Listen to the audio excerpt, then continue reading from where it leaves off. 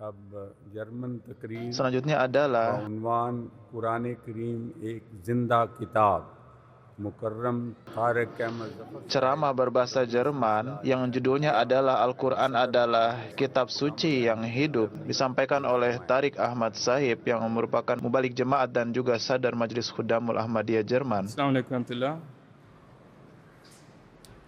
Asyhadu an la ilaha illallah wahdahu la syarika lah wa asyhadu anna Muhammadan abduhu wa rasuluh. Amma ba'du fa'udzu billahi minasy syaithanir rajim. Bismillahirrahmanirrahim. Alam tara kaifa daraballahu mathalan kalimatan tayyibatan kashajaratin tayyibatin asluha thabitun wa far'uha fis sama tuti ukulaha kulla hinin bi'izni rabbiha wa yadribullahu al-amthala lin-nas la'allahum yatadhakkarun. Meine lieben Zuhörer, Hadirin dan hadirat yang mulia, soeben haben wir eine Rede gehört, saudara-saudara saya in sich hat. yang tercinta Besser gesagt, dan para über das wertvollste ansar yang terhormat, Universum ein Teil ini merupakan tema des Universums ist. yang bagi manusia dan segenap alam semesta adalah sangat penting. Dan sebagaimana penceramah yang sebelumnya, beliau menyampaikan berkenaan tentang keberadaan wujud Allah Subhanahu wa Ta'ala, yang mana wujud Allah Subhanahu wa Ta'ala adalah laksana hazanah yang sangat tinggi, yang tersembunyi, yang mana manusia adalah luput dari wujud Allah Ta'ala itu sendiri. Dan Allah Subhanahu wa Ta'ala menghendaki bahwa wujudnya ini dikenal oleh ciptaannya, dan sesungguhnya kita diberikan Al-Quran, yang mana dengan Al-Quran suci inilah kita dapat mengenal wujud Allah Subhanahu wa Ta'ala, dan inilah kalam dari Allah Subhanahu wa Ta'ala ini. Allah Subhanahu wa Ta'ala dengan kalam sucinya ini merupakan kalam Allah Subhanahu wa Ta'ala yang turun kepada yang mulia Rasulullah Shallallahu alaihi wasallam, dan kalam Allah Subhanahu wa Ta'ala ini turun 15 abad yang silam kepada beliau Shallallahu alaihi wasallam di kampung halaman suci beliau. Dan ketahuilah bahwa Allah Subhanahu wa Ta'ala telah mempersiapkan turunnya Al-Quran ini jauh lama, dan bahkan semenjak Allah Ta'ala menurunkan Hazrat Adam alaihi salatu wassalam, dan seiring dengan berjalannya waktu dan seiring dengan perkembangan manusia dan perkembangan pemahaman serta kemampuan yang dimiliki oleh manusia, pada akhirnya Allah Subhanahu wa Ta'ala menciptakan sosok insan yang sempurna.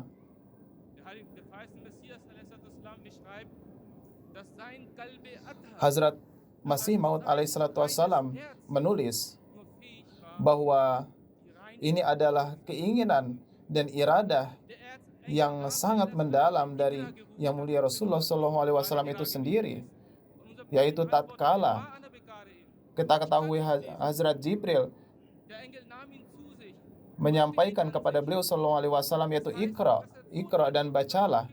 Beliau SAW tidak menjawab bahwa aku tidak dapat membaca, dan peristiwa ini berulang 3 kali. Dan ucapan ini berulang 3 kali, dan tatkala Hazrat Jibril mengulang ini hingga 3 kali, yaitu Iqra, maka demikianlah firman Allah Subhanahu wa Ta'ala turun, yaitu Iqra bismi rabbikal ladzi khalaq. Bacalah engkau wahai Muhammad yang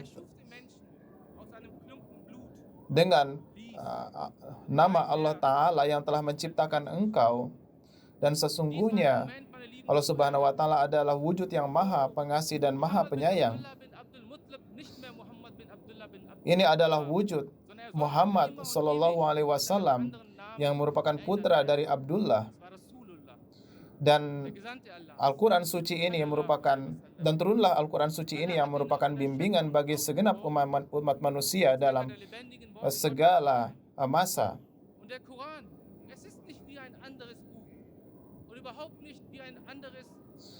Inilah kehendak Allah Subhanahu wa Ta'ala untuk menurunkan Al-Quran. Dan Al-Quran ini adalah kitab suci Allah Subhanahu wa Ta'ala yang tidak ada bandingannya bagi umat manusia. Ini adalah kalam Allah Subhanahu wa Ta'ala.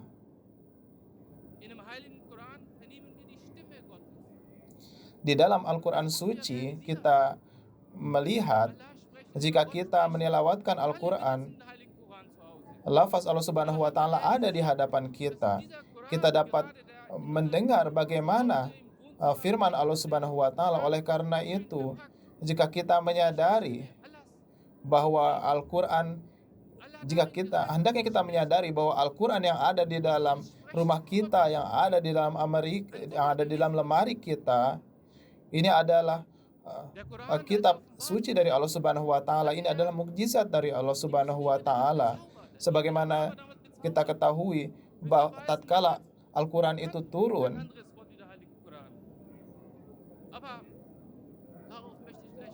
saat itu bangsa Arab pada saat itu tatkala Al-Quran diturunkan, mereka menyadari ketinggian Al-Quran ini, dan bahkan mereka mengatakan bahwa ini adalah sihir belaka karena ketinggian bahasanya. Kita lihat bagaimana nubuatan-nubuatan tentang turunnya Al-Quran ini, yaitu tentang nubuatan yang terdapat di dalam Taurat, yaitu akan datangnya seorang nabi yang akan datang dengan rombongan orang-orang suci di lembah Faran. Dan kita lihat tatkala peristiwa Fatah Mekah, beliau datang bersama 10.000 sahabat beliau dengan penuh perdamaian datang kembali ke Mekah pada peristiwa Fatah Mekah. Dan bagaimana yang mulia Rasulullah SAW telah menyatukan Arab dalam tangan suci beliau. Demikianlah penceramah sebelum saya telah menerangkan juga bahwa Allah Subhanahu wa Ta'ala tidak hanya berbicara kepada yang mulia Rasulullah SAW, tetapi juga kepada nabi-nabi sebelum beliau SAW, itu termasuk kepada Hazrat Isa alaihissalatu wassalam.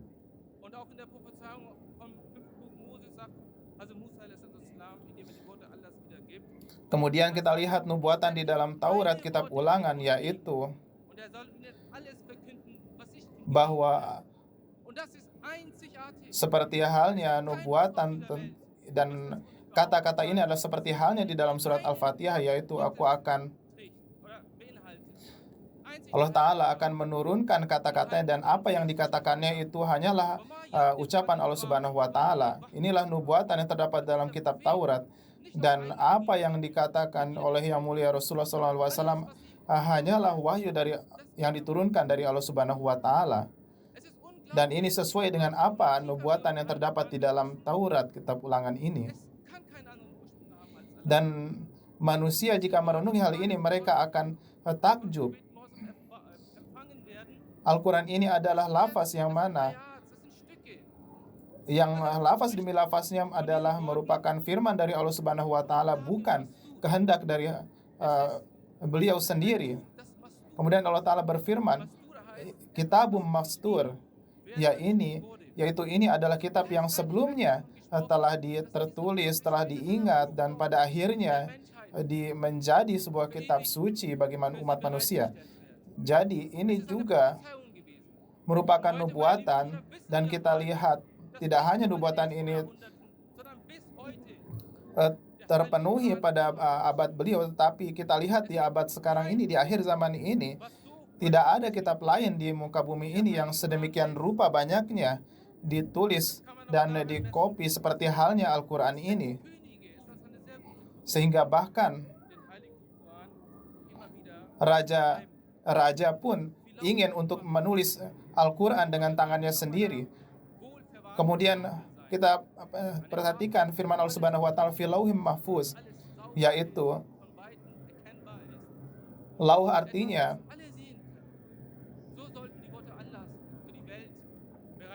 adalah sesuatu yang ditulis dalam lembaran yang sangat terjaga dan tidak dapat diubah-ubah dan tidak mungkin ada perubahan di dalamnya.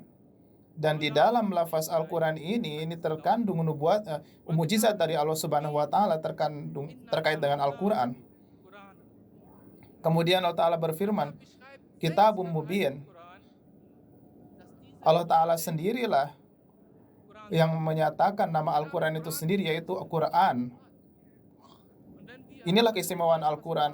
Allah Ta'ala sendirilah yang memberikan nama kepada kitab suci ini, yaitu Al-Quran, yaitu kitab suci yang dibaca.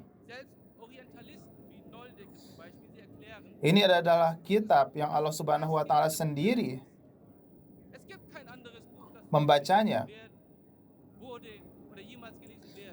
Yang bahkan para golongan orientalis pun menyadari bahwa tidak ada kitab lain di dunia ini yang sedemikian banyak dibaca selain Al-Quran, dan mereka harus mengakui ini, para orientalis ini. Betapa banyak Al-Quran suci telah diulang-ulang, tidak hanya melalui tilawah tetapi juga dalam sholat, kemudian dalam bulan suci Ramadan. Dan tidak ada kitab lain di dunia ini yang dibaca berulang-ulang seperti halnya Al-Quran. Al-Quran suci adalah kitab yang di dalamnya terkandung kebenaran-kebenaran yang kapanpun manusia menghendaki suatu jalan keluar dari permasalahannya, manusia dapat membuka Al-Quran dan akan menemukan apa yang diinginkannya. Dan ini tidak hanya untuk masa beliau sallallahu alaihi wasallam saja, tetapi ini bahkan untuk akhir zaman dan masa yang akan datang juga. Kemudian Allah Ta'ala berfirman, Inna nahnu nazzalna dzikra wa inna lahu lahafizun. yakni kamilah yang telah menurunkan Al-Quran ini dan kamilah yang akan menjaganya. Sesungguhnya kitab suci lainnya yang mereka mengatakan bahwa kitab mereka ini adalah kitab suci, yaitu yang oleh agama-agama lain. Sesungguhnya ini adalah ucapan mereka, ini bukanlah ucapan Allah Subhanahu wa taala. Hanya Allah Subhanahu wa taala sendirilah yang menyatakan bahwa Allah Ta'ala sendiri yang menjanjikan kepada beliau Sallallahu Alaihi Wasallam melalui Al-Quran bahwa akulah yang menurunkan Al-Quran ini dan akulah yang akan menjaganya. Dan hal ini tidak membutuhkan bukti-bukti lainnya, karena ini adalah bukti yang membuktikan dirinya sendiri, yaitu bahwa Al-Quran adalah wujud yang dijaga oleh Allah Subhanahu wa taala. Kita lihat bagaimana Sir William Muir pun mengatakan bahwa Al-Quran adalah apa yang diucapkan oleh Yang Mulia Rasulullah SAW dahulu, itulah Al-Quran yang ada saat ini dan tidak ada perubahan di dalamnya dari sejak turunnya hingga sampai sekarang ini. Oleh karena itu, Allah Subhanahu wa taala tidak hanya menjanjikan penjagaan lafaznya, tetapi Allah Subhanahu wa taala pun menjanjikan penjagaan maknanya. Dan ini telah dijanjikan oleh Allah Subhanahu wa taala sebagaimana disabdakan oleh Yang Mulia Rasulullah SAW bahwa pada setiap awal permulaan abad, Allah Ta'ala akan menurunkan wujud-wujud yang akan memperbaharui agamanya, akan menjaga agamanya. Dan dengan karunia Allah Subhanahu wa taala kita berada di abad ini, di mana imam kita, pendiri Jemaat Ahmadiyah, Hazrat Masih Maud alaihissalatu wassalam yang merupakan wujud Imam Mahdi juga, dan Masih Maud di zaman ini, beliau alaihissalatu wassalam dengan terang benderang dan cemerlang menyampaikan dan memberikan bukti bahwa penjagaan Al-Quran ini senantiasa berada, senantiasa terjadi penjagaan ini sebagaimana zaman Rasulullah SAW dan juga di akhir zaman ini. Oleh karena itu, kita harus senantiasa merenungi tidak hanya lafaz Al-Quran tetapi juga makna-makna yang terkandung di dalamnya. Al-Quran Majid turun dalam suatu masa tatkala keadaan manusia dalam segala sisinya berada dalam keterpurukan.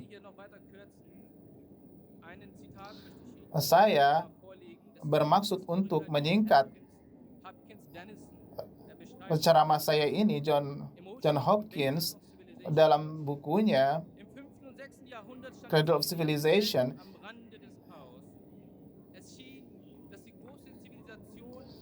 bahwa abad ke-6 sejarah manusia berada dalam sedemikian rupa keterpurukan dan manusia akan masuk ke dalam kehancuran dan keterpurukan, dan satu golongan dengan golongan lain, satu kabilah dengan kabilah lainnya, mereka saling menyerang. Saat itu adalah waktu yang sangat rapuh, dan inilah waktu tatkala seperti halnya difirmankan oleh Allah Subhanahu wa taala, zuharul fasadu fil barri wal bahri. Oleh karena itu pada masa itu turunlah wujud utusan Allah Subhanahu wa taala, yaitu yang mulia Rasulullah sallallahu alaihi wasallam, dan dengan perantaraan beliau sallallahu alaihi wasallam turunlah kitab suci Al-Qur'an. Kemudian ketahuilah bahwasanya kitab suci Al-Qur'an ini Allah Subhanahu wa taala berfirman merupakan asyifa yang memberikan kesembuhan kepada berbagai macam penyakit. Jadi Allah Ta'ala menurunkan Al-Quran tatkala keburukan-keburukan itu mencapai puncaknya, dan orang-orang Arab mereka maju dalam keburukan, dalam dosa dan pelanggaran mereka terdepan dalam hal ini. Tetapi mengapa utusan Allah Subhanahu wa taala turun yaitu yang mulia Rasulullah SAW turun pada bangsa ini? Dan kita lihat inilah maksud dari firman Allah Subhanahu wa taala, Al-Quran sebagai asyifa atau penyembuh ini, dan ini membuktikan bagaimana Al-Quran ini dapat menyembuhkan. Kemudian Allah Ta'ala berfirman,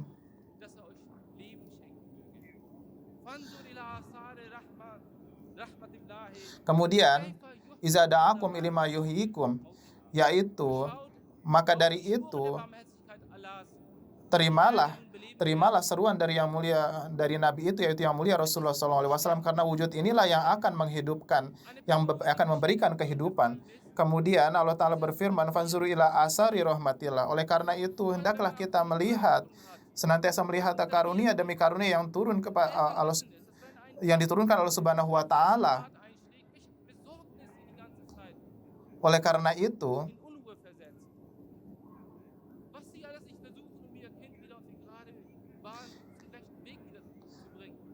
kita harus memberikan tarbiyat kepada anak keturunan kita, dan tarbiyat ini harus secara terus-menerus diberikan seperti halnya dicontohkan kepada yang mulia Rasulullah SAW.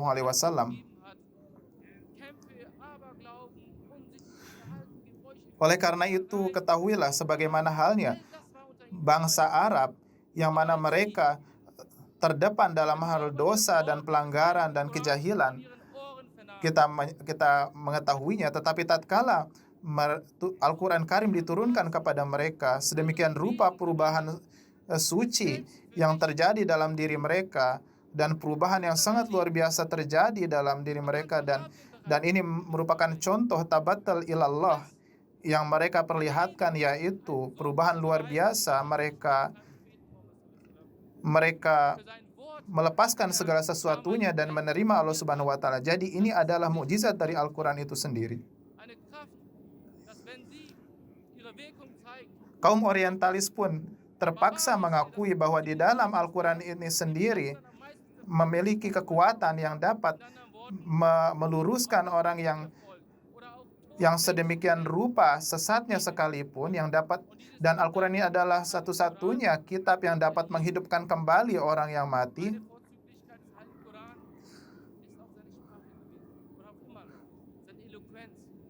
Keistimewaan yang lain dari Al-Quran adalah ketinggian sastra yang terdapat di dalam Al-Quran dan kefasihan yang terdapat di dalam Al-Quran.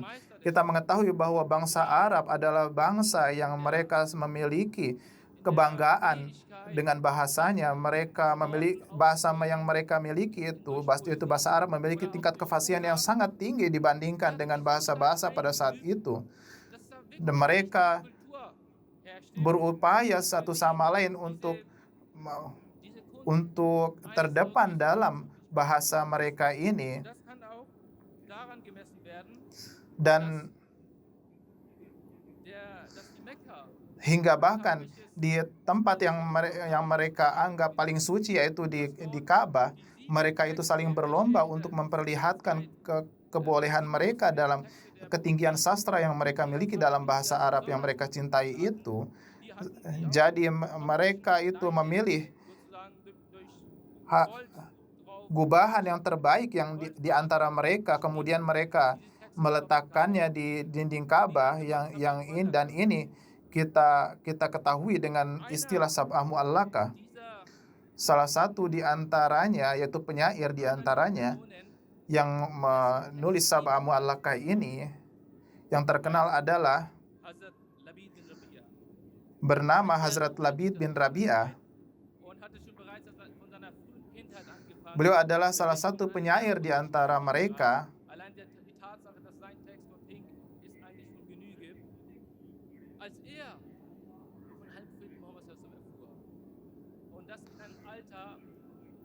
Beliau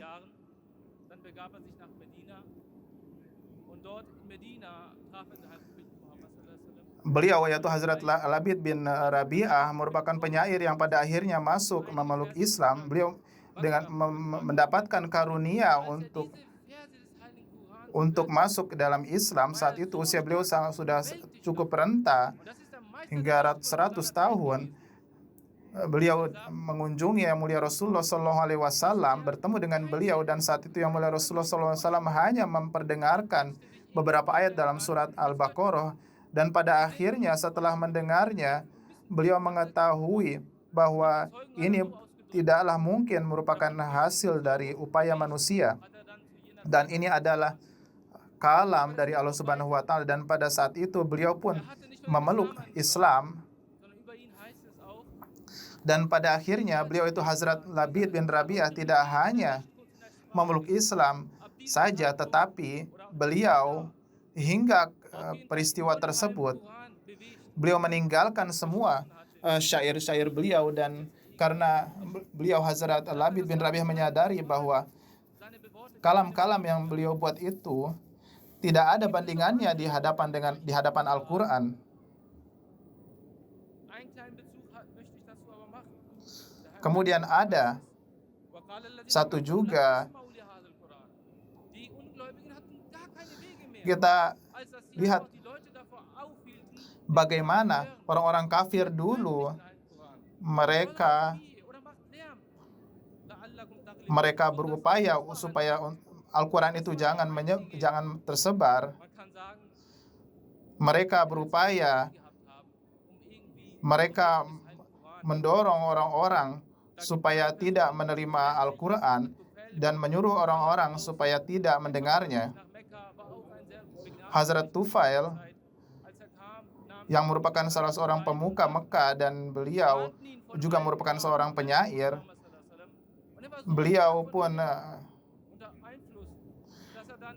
pun sebelum masuk Islam mengatakan bahwa Rasulullah SAW adalah penyihir, dan bahkan terhasut juga oleh pernyataan orang kafir untuk tidak mendengar Al-Quran dan menutup telinganya menyumpal telinganya dengan kapas. Tetapi suatu saat ada peristiwa tatkala beliau Hazrat Tufail datang ke Ka'bah yang suci, dan kebetulan saat itu yang mulia Rasulullah SAW tengah memperdengarkan Al-Quran, dan tanpa disangka beliau pun membuka telinganya. Tetapi tatkala Hazrat Tufail mendengar Rasulullah SAW menilawatkan Al-Quran, beliau sedemikian rupa terenyuh, dan sesuai riwayat, Hazrat Tufail terus mendengar apa yang disampaikan oleh Rasulullah SAW, yaitu ayat-ayat suci Al-Quran, dan beliau terus ada di situ hingga Rasulullah SAW menyampaikan ayat-ayat Al-Quran, dan hingga bahkan tatkala Rasulullah SAW pergi ke rumah, beliau pun terus berada di belakang beliau, dan beliau tidak berhenti hingga Rasulullah SAW berhenti memperdengarkan Al-Quran. Dan dengan inilah beliau memeluk agama Islam, yaitu Hazrat Tufail radhiyallahu anhu. Dan ini tidak hanya kisah-kisah di masa lalu, tetapi mukjizat ini pun kita saksikan dan pada masa era dewasa ini juga. Dan siapa saja yang merenungi Al-Quran ini, pada akhirnya ia terpaksa harus akan menyatakan bahwasanya Al-Quran ini adalah kalam dari Allah Subhanahu wa Ta'ala. Banyak para penyair yang telah menulis tentang Al-Quran dan telah menilai Al-Quran ini dengan sangat luar biasa. Kita mengetahui penyair dan juga ahli sastra Jerman ini, yaitu Johann Wolfgang Goethe, dan yang beliau merupakan sosok yang sangat terkenal di dunia literatur barat, dan beliau sedemikian rupa memuji Al-Quran dan sangat terpengaruh dengan Al-Quran sehingga tulisan tangan beliau tidak dapat, terpaksa memuji Al-Quran, dan beliau bahkan menulis gubahan yang memuji Al-Quran. Saya sampai tidak habis pikir, beliau menulis, saya tidak sampai habis pikir, dan saya harus mengakui bahwa Al-Quran ini adalah tulisan yang telah ditulis oleh para malaikat sebelumnya. Dan ini merupakan pemandangan Tuhan. Inilah yang disampaikan oleh Johann Wolfgang Goethe. Ini kemudian berkenaan dengan Al-Quran Allah Ta'ala menurunkan Al-Quran secara berangsur-angsur. Dengan cara ini, maka Allah Subhanahu wa Ta'ala menghendaki supaya manusia dapat mempelajari Al-Quran secara berkelanjutan, secara berangsur-angsur, dan manusia mendapatkan petunjuk seiring secara berangsur-angsur. Dan dengan cara inilah menghendaki supaya ajaran yang ada di dalam Al-Quran ini, kapan saja suatu perintah, suatu nasihat dari Allah Subhanahu wa Ta'ala turun dalam corak Al-Quran, dan juga tanda-tanda dengan turunnya Al-Quran berkelanjutan ini, maka tanda-tanda dari Allah Subhanahu wa Ta'ala pun turun secara berangsur-angsur, dan adalah Tuhan yang Maha Tahu. Dan dengan cara ini Allah Subhanahu wa Ta'ala menghilangkan pardah keraguan-raguan, tutupan di dalam diri manusia, dan semakin meneguhkan Al-Quran ini ke dalam diri manusia dengan cara menurunkan Al-Quran secara berangsur-angsur ini. Kemudian kita lihat bagaimana sempurnanya nubuatan tentang datangnya Rasulullah SAW dalam Fatah Mekah. Kemudian kita lihat juga bagaimana terpenuhinya nubuatan Allah Subhanahu wa Ta'ala di dalam Al-Quran. Tidak hanya nubuatan tentang Fatah Mekah saja, tetapi juga nubuatan yang dari Allah Subhanahu wa taala tentang perang Ahzab. Kita lihat berkenaan dengan perang Ahzab ini ada 24.000 orang yang menyerang Islam tatkala pasukan musuh yang sedemikian rupa banyaknya, yang merupakan pasukan Ahzab yang berasal dari banyak-banyak golongan, dan umat muslim harus menghadapi pasukan yang sedemikian rupa banyaknya. Tetapi pada akhirnya Islam mendapatkan kemenangan, dan kita lihat firman Allah Subhanahu wa taala dengan adanya pemenuhan nubuatan ini, wa mazadahum illa imanan wa taslima. Jadi keimanan mereka semakin kuat.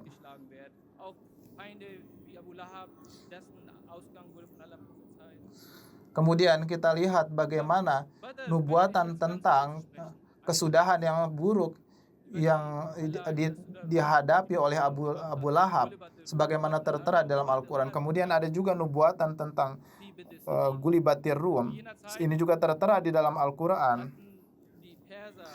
Nubuatan ini turun tatkala, yaitu nubuatan tentang kemenangan bangsa Romawi tatkala bangsa Persia, Kekaisaran Persia saat itu telah memenangi bangsa Roma. Dan saat itu tidak ada gambaran bahwa bangsa Romawi itu akan mendapatkan kemenangan kembali. Yaitu sedemikian rupa kuatnya bangsa Persia pada saat itu. Akan tapi di sini tertera di dalam Al-Quran, fi ba'di sinin. Kita lihat bahwasanya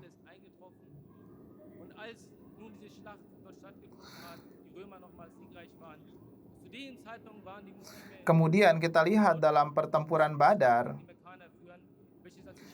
jumlah umat muslim saat itu sangatlah kecil, yaitu 313 orang. Dan bagaimana Allah Subhanahu wa taala telah menurunkan kemenangan kepada kaum muslim di dalam perang Badar, yaitu 313 pasukan muslim yang sama sekali lemah pada saat itu dan tidak memiliki kekuatan apa-apa. Allah Subhanahu wa taala menubuatkan bahwa keadaan engkau sangatlah lemah. Dan nubuatan, dan bagaimana Allah Subhanahu wa taala menurunkan kemenangan. Ini adalah nubuatan yang telah terpenuhi di masa lalu. Tetapi ketahuilah bahwa nubuatan ini, nubuatan Allah Subhanahu wa taala di dalam Al-Quran ini,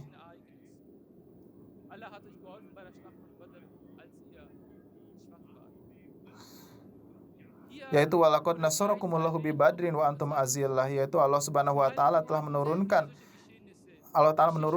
kemenangan, pertolongan kepada engkau di Badar tatkala engkau berada dalam kelemahan di atas kelemahan. Ini adalah nubuatan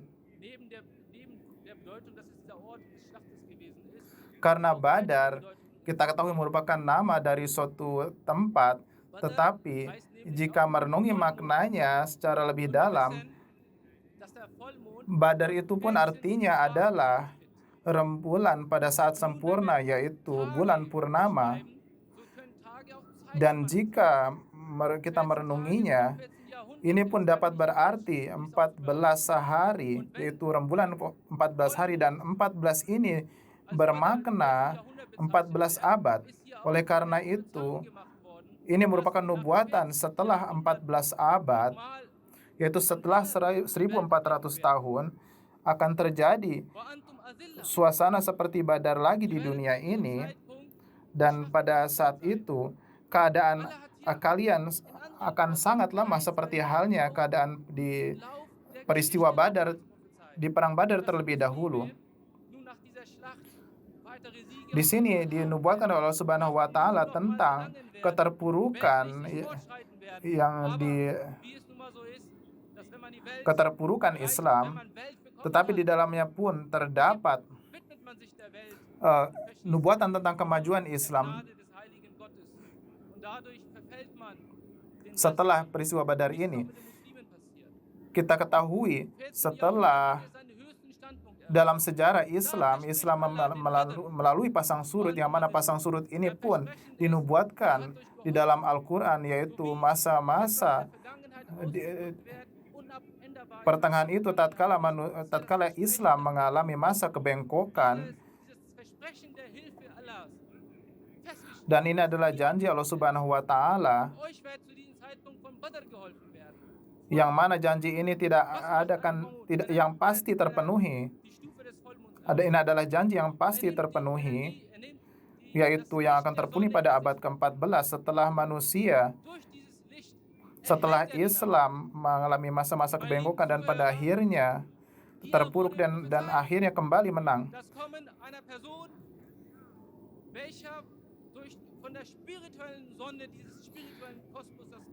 Jadi abad ke-14 adalah suatu masa tatkala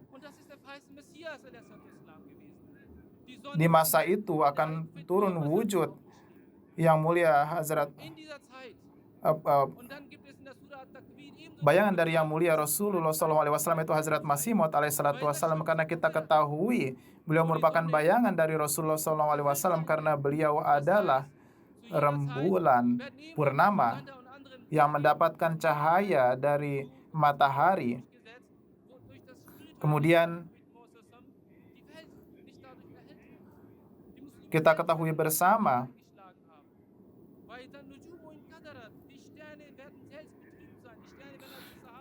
nubuatan di dalam Al-Quran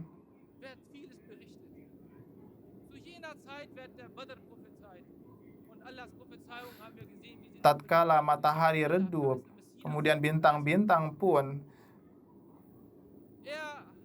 tidak dapat memberikan cahayanya. Ini merupakan masa-masa kemunduran, dan datanglah kedatangan Hazrat Masih Maud alaihissalam, dan beliau alaihissalam menyampaikan dengan sangat cemerlang dan sangat tegas bahwa ini adalah kitab suci Al-Quran, adalah kitab suci yang adalah hidup saat ini sebagaimana dahulu pun hidup, dan setiap lafaznya adalah hidup pada saat ini sebagaimana di masa lalu setiap lafaznya pun adalah hidup. Kemudian al-khairu kulluhu fil Quran, beliau bersabda bahwa beliau alaihissalam bersabda bahwa semua kebaikan ada di dalam Al-Quran. Kita mengetahui riwayat dari Mirza Sultan Ahmad Sahib bahwa yaitu putra beliau alaihissalam, beliau memberikan kesaksian bahwa Hazrat Masih Maud alaihissalam adalah wujud yang sedemikian rupa banyaknya mengulang-ulang surat Al-Quran, sehingga beliau menyebutkan hingga 10.000 kali mengulang Al-Quran. Dan ada satu riwayat tatkala Hazrat Masih Maud alaihissalam melakukan perjalanan dan selama 6 jam, dan selama 6 jam itu beliau beliau hanya mengulang surat Al-Fatihah. Berkali-kali mengulang Al-Fatihah. Ini menandakan betapa dalamnya kecintaan Hazrat Masih Maud alaihissalam kepada Al-Quran. Kemudian firman Allah Subhanahu wa Ta'ala, la yamassuhu illal mutahharun. Oleh karena itu, sesuai dengan firman Allah Subhanahu wa Ta'ala ini, kita harus mensucikan diri kita sendiri supaya kita dapat meraih petunjuk dari Al-Quran, dan kita hendaknya berulang kali menilawatkan Al-Quran, melakukan mutalaah terhadap Al-Quran.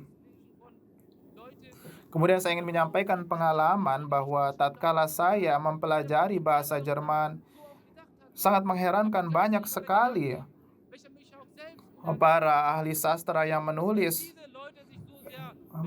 tulisan-tulisan mereka dalam bentuk karya sastra, tapi kita lihat bagaimana yang mulia Rasulullah SAW, keyakinan beliau terhadap Al-Quran, beliau tidak menulis apapun. Yang beliau berikan kepada umat manusia hanyalah firman Allah Subhanahu wa Ta'ala, yaitu Al-Quran suci ini. Hazrat Khalifatul Masih Hamis Ayyadullah Ta'ala bin Nasril Aziz kemarin pun berfirman kepada kita bahwa kita harus kembali kepada Al-Quran, karena segala petunjuk ada di dalam Al-Quran. Apa saja yang dibutuhkan saat ini oleh manusia, semuanya itu ada di dalam Al-Quran.